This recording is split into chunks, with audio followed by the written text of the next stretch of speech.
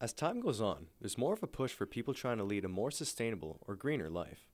But what are some things that you can do to get started on reducing your own carbon footprint? So I think one of the things that people can do to lead a greener life is to have a garden. And I don't think that having a garden is just for people who have a house. Anyone can garden if you have a large palatial estate, if you have a tiny house with a small yard, or if you have an apartment. Here at the Allard Street Community Garden, you can rent a space to have a garden, or if you have an apartment, you can actually have containers on your patio and plant a garden that way. And by growing your own fruits and vegetables, you avoid the need to have to truck them long distances, and they're more nutritious because they're not traveling long distances once again. They're also cheaper because you can buy bedding plants or seeds for not very much money and grow them and have a single plant give you tomatoes for several months on end. Gardening is so simple. You need a container, you need some dirt, and you need seeds or bedding plants. That's it.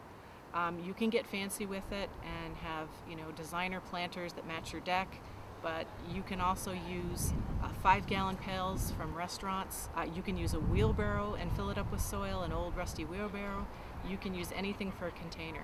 So it's a very simple, easy activity that anybody can do. When it comes time to water your garden, you may want to consider using a rain barrel to conserve that clean, natural rainwater.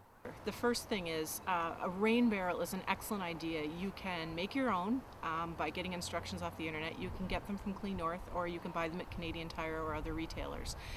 You connect them to a gutter, they collect rainwater. That water is much better for your garden than tap water is because it doesn't have the chemicals that tap water has, and because it's at ambient temperature instead of being really cold.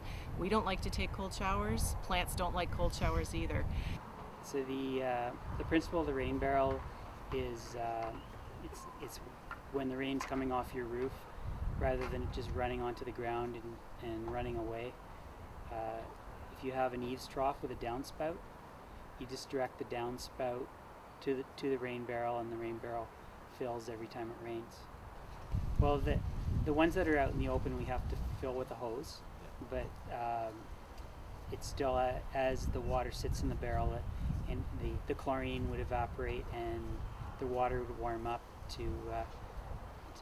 and that's better for the plants to use warmer water. Composting is another great way to use up your food waste and create high nutrient soil for your garden. You can either compost outside by throwing things in a pile, or do it inside using a worm box. Indoor composting with worms is not that difficult. I compare it to about as much work as having an aquarium in your house with fish. It's most of the time you don't have to do anything, but you do have to know what you're doing and do things in the right order at the right time.